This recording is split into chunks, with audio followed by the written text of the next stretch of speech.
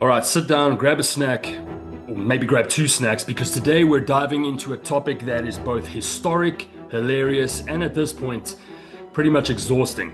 We're going to talk about Bret. I still haven't forgiven anyone since 1997, Hart, who has dropped another dramatic accusation about Shawn Michaels and Vince McMahon. Because apparently 27 plus years of interviews, has not been enough. We're going to be talking about a man who says he's healed, a man who says he's moved on, and a man who says he's over the whole Montreal Screwjob. But every time he sees a microphone, he transforms from Bret Hart, the wrestling legend, into Bret Hart, the unpaid documentary narrator of WWE's history of betrayal.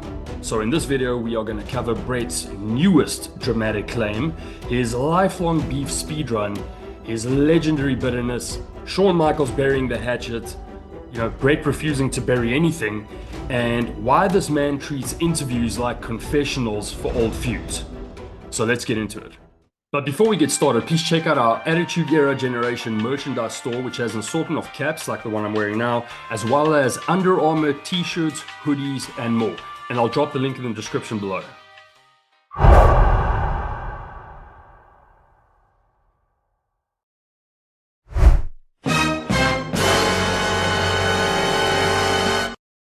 All right, let's start with the headline grabber.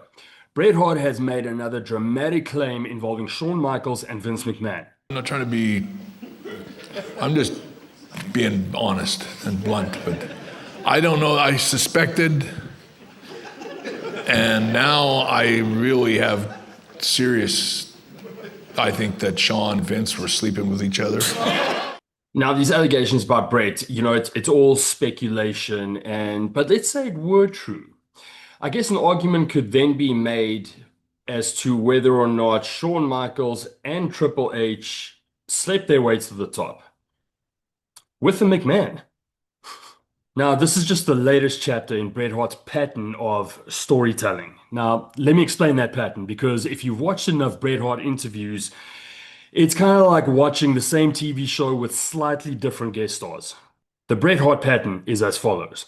Step 1. Bret says he is totally over everything. Step 2. Bret starts talking about the past for context. Step 3. Bret remembers he's still mad. Step 4. Bret drops a new dramatic claim out of nowhere. Step 5. Wrestling fans go, do we take this seriously? Step 6. Bret does another interview and somehow adds another detail. At this point, Bret Hart upgrades beef like it's downloadable content. Then there's the escalation, because over the years, Bret's stories have gone from Shawn was unprofessional, Shawn was in on the screw job, Shawn manipulated things backstage, to Shawn and Vince, now have something pretty weird going on. The claims get bigger every year, like Bret is trying to win an Emmy for the most, dramatic retelling of a 1990s workplace incident. The problem with these interviews that Bret's constantly giving is that it's fueled by bitterness, and there's really no need for it. And at this stage, people are thinking, are you just adding newer things in order to keep this feud, alive? However, and now in Bret's defense, this whole story about Shawn and Vince, there's been speculation going on about this for years. But at this point, what does it help Bret in terms of, his legacy? And we'll talk more about that later. Now, basically, what's happening here is simple, right? Bret has been so traumatized by the screw job and so angry at the whole WWE machine, so bitter towards certain wrestlers that any story involving them, he'll escalate. And regarding this new accusation, it's basically Bret doing Bret things. He's turning a small detail from, 1997 into the season finale of a soap opera. And what makes this even crazier and kind of sad is the fact that Shawn Michaels and obviously Vince McMahon have moved on years ago. But Bret, he's still cutting a promo on the Montreal Screwjob like it's freaking happening tomorrow.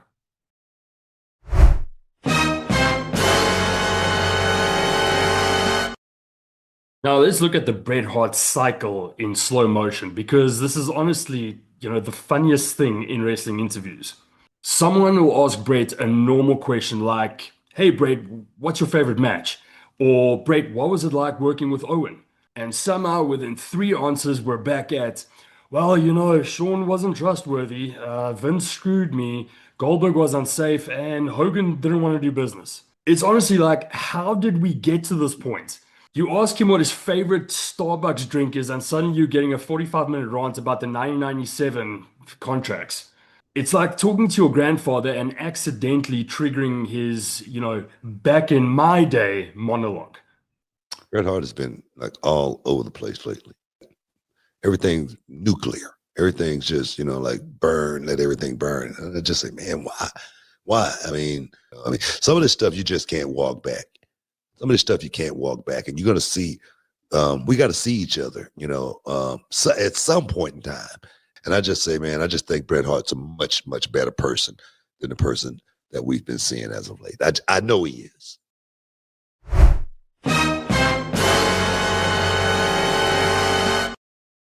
Shawn Michaels is done with the whole Montreal Screwjob thing. I mean, the man buried the hatchet decades ago. He apologized, he hugged Bret, and, Shawn found religion. He found peace, he found retirement, and he's now basically NXT's favorite cross-eyed dad. And meanwhile, Bret Hart is still backstage like, well, he didn't apologize enough. He blinked suspiciously, or, he didn't mean it. I mean, Bret's kind of acting like Shawn, personally came to his house and repossessed his freaking fridge. Now, what makes these allegations all the more shocking is because, according to everyone, as well as Bret Hart, him and Shawn did bury the hatchet. I don't think there's any issues between me and Shawn Michaels anymore. And here's another clip from the Hitman from an interview also done years ago that just adds to the hypocrisy. I'd say he was a two-faced, lying chicken shit. And I'm probably being nice to him. And now? No, I don't think that's a snake that never changes stripes. Shawn, he was the kind of guy that would make friends with you or bury the hatchet with you 10 minutes later, and 10 minutes later he'd be out there stabbing you in the back again. You couldn't make peace with him. How the tables have turned.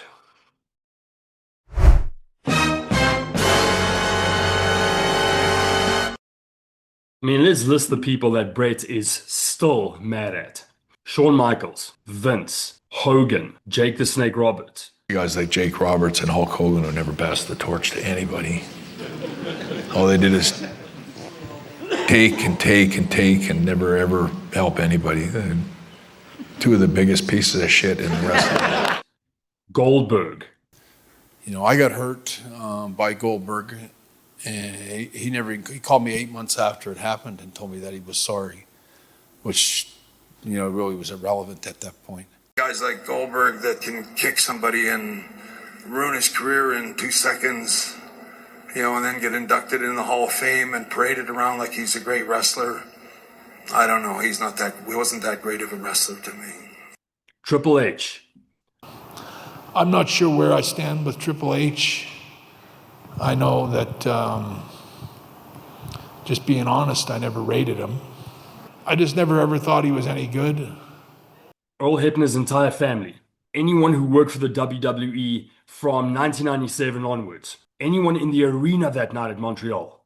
Anyone who talked to Shawn in the 90s. And probably even someone in catering that gave him the wrong sandwich. The man collects grudges like freaking infinity stones.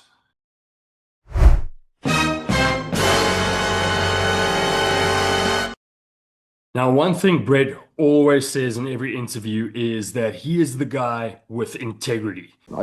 I can say with all sincerity that I have my integrity still intact.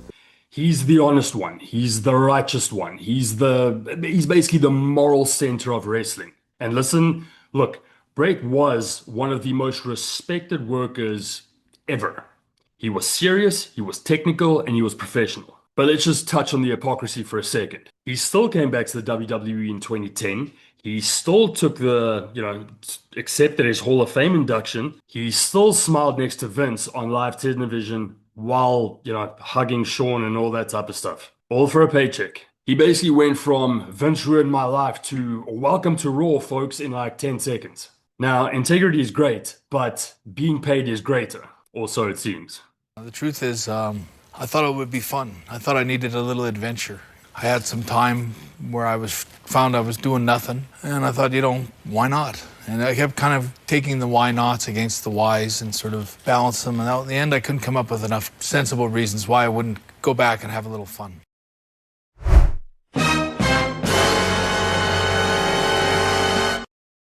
Bret Hart constantly talks about Goldberg as the man who recklessly ended his career. The kick that I got from Bill Goldberg was it was a really dangerous kick to give somebody. And I don't think he ever showed any remorse, or frankly, I don't think he gave a shit. But here's a detail that the Hitman never brings up. His actual last match at that time wasn't with Bill Goldberg. It was a street fight with Terry Funk, where Funk basically treated Bret like a Walmart folding chair. There were multiple chair shots, wild brawling, and pretty much no mercy. And the following video will put things into perspective for you. How about Stone Cold Steve Austin, who was very critical of your brother because your brother was in the ring with him and, in fact, was executing a move when Stone Cold broke his neck. And Stone Cold Austin, even on this show, was very critical of your brother. Well, yeah, and I've never got any kind of comment, or I've never got a phone call from Steve, and I'm not sure where he sits with it. It is one thing to be injured in the ring in a wrestling match. I mean, it happens. I mean, I got a concussion from Bill Goldberg, and I certainly don't have any animosity towards him. And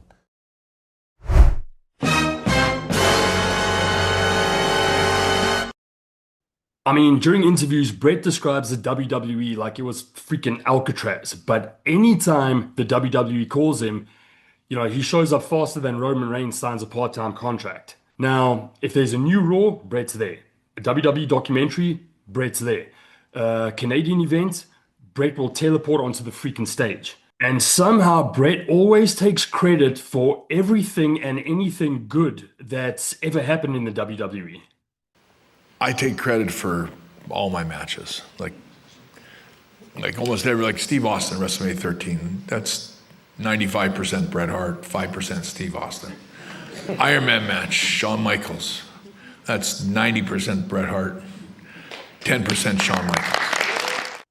Yeah, so I told Vince, I actually kind of complained and kind of ragged that, whoever he had hiring guys wasn't doing a very good job, because Steve Austin just got signed by ECW, and when you should have picked him up in a heartbeat, he would have been perfect. Like, those are the kind of guys we need. But I knew, and I'm pretty sure that my little conversation with Vince is what got Steve hired.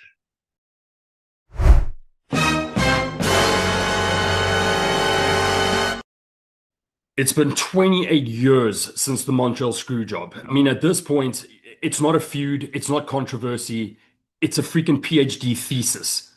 I mean, kids born after the Screwjob now have stacked student loans. And the Screwjob, if the Screwjob were a person, it's legally old enough to rent a car. And yet, Bret still keeps talking about that bell ringing in 1997. Anyone that knows anything about me knows that's a pretty touchy subject, and I went through a lot in my lifetime. And the Screwjob is, I look at it, it was a victory for me. I mean, I got nothing but integrity, and everything I said was true.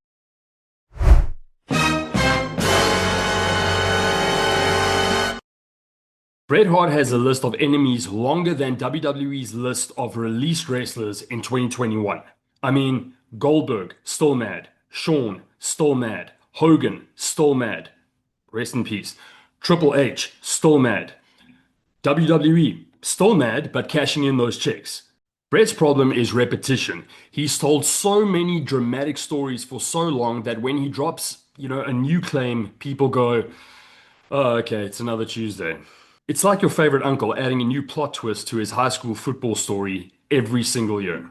Now, let's be real. Bret Hart should be remembered as one of the greatest technical wrestlers of all time, a pioneer of realism and a Canadian icon. But sadly, his bitterness has overshadowed his brilliance, because while he spent 20 years building his legacy, he has spent 27 plus years telling everyone why he's still mad and why he's still bitter.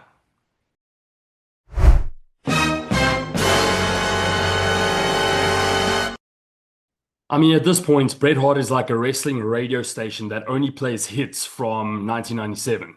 And if you try to change the channel, Bret breaks in like, before you go, let me tell you what Shawn, Vince, and Goldberg did to me. It's like, we love you, Hitman, but you need to let this go. I mean, Shawn's moved on, Vince has moved on, fans have moved on, Goldberg doesn't care, WWE moved on. But Bret is still in Montreal emotionally. But in any case, thanks for watching. Let me know what you guys think in the comments. And I just have to say, I was a huge Bret Hart fan growing up, but in my opinion, the bitterness needs to stop because he should be remembered for all his in-ring exploits because, I mean, he had a great career. Check out the merchandise store. And if you're new to the channel, welcome. And if you enjoyed this video, please like and subscribe and check out some of the other videos that I have on this channel.